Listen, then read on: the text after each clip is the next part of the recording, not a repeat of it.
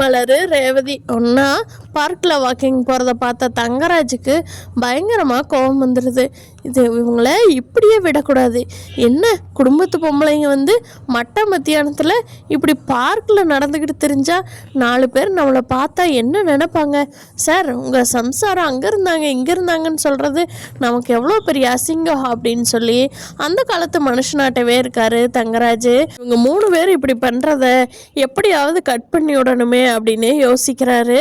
அப்போது நம்ம மாமா அத்தைக்கிட்ட போய் சொன்னோம்னா தான் கரெக்டாக இருக்கும். இவன் நம்ம வீட்டுக்கு வந்ததுக்கப்புறம் சொன்னோம்னா சரிங்க இல்லைங்க அங்கேங்க இங்கேங்கன்னு சொல்லுவா. அதுக்கப்புறமா ஏதோ ஒரு பொய் சொல்லிட்டு இவங்க கூட ஒட்டிக்கிட்டு வரவே பார்த்துருவா.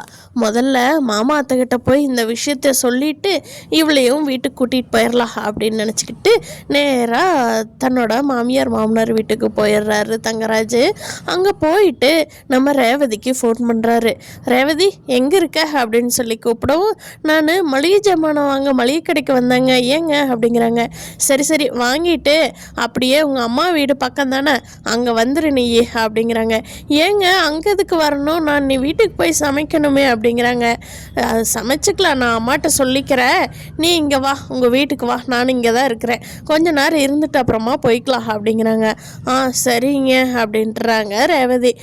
அப்புறமா மதியம் மலரும் கேட்குறாங்க, என்ன அண்ணா எதுக்கு ஃபோன் பண்ணாங்க அப்படின்னு கேட்குறப்போ, என்னன்னு தெரியல மதி, அம்மா வீட்டில் தான் உட்காந்துருக்காரு இவர். ஐயோ எதுக்கு போய் உட்காந்துருக்குறாரோ என்னவோ தெரியல. அம்மா அப்பாக்கிட்ட நீ என்ன பேசிகிட்டு இருக்காரோ போய் கேட்டேன்னா தான் தெரியும் அப்படின்னு சொல்கிறாங்க. சரி வாங்க, நாங்களும் நீ வீட்டுக்கு தானே போகிறோம், டைம் ஆயிடுச்சு, வாங்க நீங்களும் வாங்க ஒன்றாவே போய்க்கலாம் அப்படிங்கிறாங்க. சரி அண்ணி போகிற வழியில் அங்கே ஒரு மளிகை இருக்கா அப்படிங்கிறாங்க. இருக்கு ரேவதியே.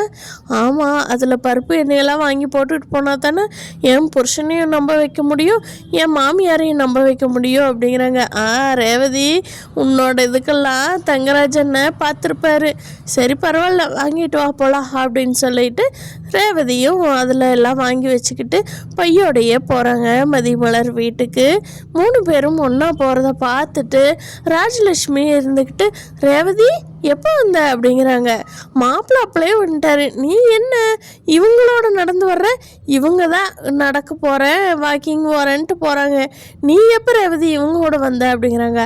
அது நான் மளிகை கடைக்கு வந்தேன்னா அப்போது என் வீட்டுக்காரரும் ஃபோன் பண்ணார் வான்னு சொல்லி, அப்போ சரி நம்ம வீட்டுக்கே வரலான்னு சொல்லிட்டு நான் கடையிலேருந்து வர்றப்போ 2 அண்ணியும் பார்த்தேன், அவங்களோடவே ஜாயின் பண்ணிக்கிட்டேம்மா அப்படிங்கிறாங்க. ஏண்டி வர்ற வழியில் பார்த்தியா, நீ அவங்களுக்கு ஃபோன் பண்ணியே வந்தியா அப்படிங்கிறாங்க. ஏம்மா அப்படிங்கிறாங்க. ஏங்க என்னை எதுக்குங்க இங்கே கூப்பிட்டீங்க அப்படிங்கிறாங்க. ஆமாம் 3 பேர் என்ன பண்ணிகிட்டு இருந்தீங்க இன்ன வரைக்கும் அப்படிங்கிறாங்க. வாக்கிங்கில் நடந்து வந்தோம், நடந்து வீட்டுக்கு வந்தீங்க, அதுக்கு முன்னாடி பார்க்கில் வாக்கிங் போயிட்டுருந்தாங்க அண்ணியும் மதியம், அப்புறமா நானும் அவங்க கூட போயிட்டு வீட்டுக்கு வந்துட்டோம் அப்படிங்கிறாங்க. போயிட்டு நீ வீட்டுக்கு வரல, பார்க்குக்கு தான் போனேன், அம்மா கிட்ட பருப்பு வாங்கிட்டு வரேன்னு போய் சொல்லிட்டு பார்க்கில் வாக்கிங் போனியா அப்படின்னு சொல்லி தங்கராஜ் கேட்க, அதுக்கு நம்ம லக்ஷ்மி ராகவன்லாம், என்ன ரேவதி என்ன மாமியார்கிட்ட பொய் சொல்லிட்டு வந்தியா நீ அப்படிங்கிறாங்க.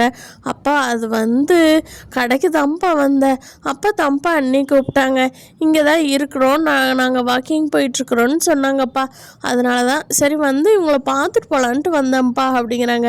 என்ன ரேவதி நீ மாப்பிள்ளை கிட்ட உங்கள் மாமியார்ட்டெல்லாம் பொய் சொல்லலாமா, என்ன பழக்கம் இது அப்படின்னு கேட்கவும், இல்லைப்பா நான் வர்ற வழியில் அது அப்படின்னு சொல்லி ரேவதி தயங்கவும் தங்கராஜ் பேசுகிறாரு.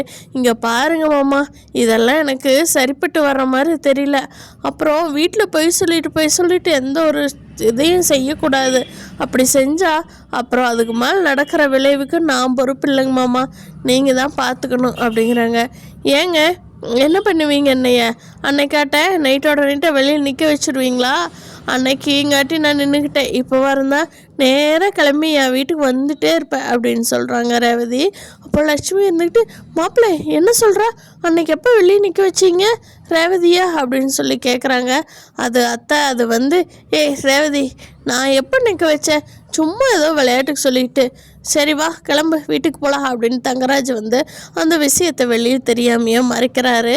அப்போ ரேவதி கிட்ட லக்ஷ்மி, இருங்க மாப்பிள்ளை என்னடி ரேவதி சொல்லு அப்படிங்கிறாங்க. அம்மா அன்னைக்கு நாங்கள் இங்கே வந்துட்டு போனோம்ல, அன்னைக்கு பர்த்டே அண்ணியோட பர்த்டேங்கிறதுனால நான் அவர்கிட்ட சொல்லாமல் நம்ம வீட்டுக்கு வந்துட்டேம்மா. வீட்டுக்கு போனவர் என்ன பண்ணார் தெரியுமா? என்னை வீட்டுக்குள்ளேயே விடாமல் வெளியவே வச்சு இவர் உள்ளே போய் லாக் பண்ணிக்கிட்டாரு.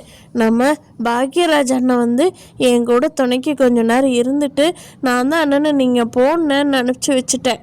அப்படி பண்ணினார் இவர் தெரியுமா? இன்னைக்கு வந்து என்னென்னவெல்லாம் நடிக்கிறாரு உங்ககிட்ட அப்படின்னு சொல்லவும், என்ன மாப்பிள்ள என்ன சொல்கிறார் ரேவதி அப்படின்றாவன்னு கேட்க, மாப்பிள்ள மாமா அது வந்து அன்னைக்கு எனக்கு பயங்கர கோவம் மாமா. சொல்லாமல் பண்ணவும் எனக்கு கோவம் வந்துருச்சு. அதனால தான் அன்னைக்கு அப்படி பண்ணினேன். இன்றைக்கி பாருங்கள் சொல்லாமல் பொய்ய சொல்லிட்டு இங்கே வந்து போயிட்டுருக்கா. இதெல்லாம் என்ன பழக்கம் மாமா? குடும்பத்து பொம்பளை பண்ணுற பழக்கமா இது அப்படின்னு சொல்லி நம்ம தங்கராஜ் கேட்க, அதுக்கு ராகவன் வந்துட்டு லக்ஷ்மியும் ராகவன் 2 பேரும் சேர்ந்தே சொல்கிறாங்க, இங்கே பாரு ரேவதி, மாப்பிள்ளை என்ன சொல்கிறாரோ அதை நீ கேட்டுக்கிட்டு நடந்துக்கோ. அதுதான் உனக்கும் உன் குடும்பத்துக்கு நல்லது.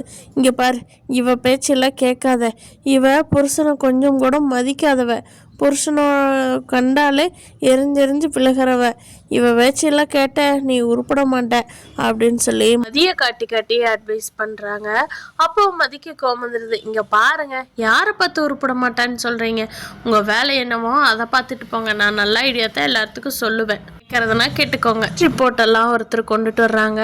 அப்போது அவங்ககிட்டயே நம்ம லக்ஷ்மி கேட்குறாங்க, தம்பி அந்த ரிப்போர்ட்லையெல்லாம் என்ன இருக்குன்னு கொஞ்சம் பார்த்து சொல்கிறீங்களா அப்படிங்கிறாங்க. சரிங்க இதோ சொல்கிறேன் அப்படின்னு சொல்லிட்டு எல்லாத்தையும் ஓப்பன் பண்ணி வச்சுட்டு சொல்கிறாங்க. சுகர் அதிகமாக இருக்குங்க, பிபி கொலஸ்ட்ரால் எல்லாமே அதிகமாக இருக்குது. ஃபுட் கண்ட்ரோல் ரொம்ப முக்கியம், வாக்கிங்கெல்லாம் ரொம்ப ரொம்ப முக்கியம். இது இப்படியே போச்சுன்னா கார்டியாக் அரெஸ்ட்டில் கொண்டு போய் விட்டுருங்க அப்படிங்கிறாங்க. என்ன பண்ணணும் தம்பி அப்படின்னு சொல்லி லக்ஷ்மி கேட்குறாங்க. ஸ்வீட் சாப்பிடக்கூடாது, எண்ணெய் பலகாரம்லாம் சாப்பிடக்கூடாது, வாக்கிங் போகணும், காய்கறியெல்லாம் அதிகமாக சேர்த்துக்கிட்டு சாப்பாட்டையெல்லாம் குறைச்சிட்டு இந்த புளி அந்த மாதிரி ஐட்டம்லாம் குறைச்சிங்கனாவே பார்த்தீங்களா நான் உங்களுக்கு அதுக்கு தகுந்த மாதிரி தானே சமையல் பண்ணி கொடுத்தேன். அப்போ என்ன சொன்னீங்க எல்லாரும் சேர்ந்து? என்னடி எண்ணெயே ஊற்றலை, உப்பே போடலை, அப்படி இப்படின்னீங்க. அந்த சமையல் சாப்பிட்டா உங்கள் உடம்புக்கு எதுவுமே பண்ணாது. அதனால் பேசாமல் நான் பண்ணுறதையே இனிமேல் சாப்பிட்டுக்கோங்க அப்படிங்கிறாங்க. நம்ம நிலமை இப்படித்தான் ஆகணுமா? உப்பு இல்லாமல் எண்ணெய் இல்லாமல் தான் நம்ம சாப்பிடணுமா? ஐயோயோ அப்படிங்கிறாங்க. அப்போது தங்கராஜ் இருந்துக்கிட்டு, ஐயோ நம்ம ஒரு பிரச்சனையை வந்தால் இதுக்கு ஒரு பிரச்சனையும் பேசிகிட்டு இருக்குது. தங்கராஜ் வந்து தன்னோட வீட்டுக்கு கிளம்பிடுறாங்க ரேவதியை கூட்டிக்கிட்டு. சரிங்க மாமா அதான் நான் வர்றேன் அப்படின்னு சொல்லிட்டு, ரேவதியும் நான் வரேம்மா அப்படின்னு சொல்லிட்டு போகிறாங்க. லக்ஷ்மி இருந்துக்கிட்டு, மாப்பிள்ளை பார்த்து பத்திரமா போயிட்டு வாங்க. இனிமேல் ரேவதி எதுவும் பேசினான்னா எங்ககிட்ட சொல்லுங்க மாப்பிள்ளை. நீங்களா எந்த முடிவும் எடுத்துடாதீங்க மாப்பிள்ளை. எப்போ இருந்தாலும் என்னவா இருந்தாலும் எங்ககிட்ட சொல்லுங்க மாப்பிள்ளை அப்படின்னு சொல்லி லக்ஷ்மி வந்து தன்னோட மகளை பற்றி மருமகனை சொல்ல சொல்லி தாட்டி விட்டுறாங்க லக்ஷ்மி ராகவனு.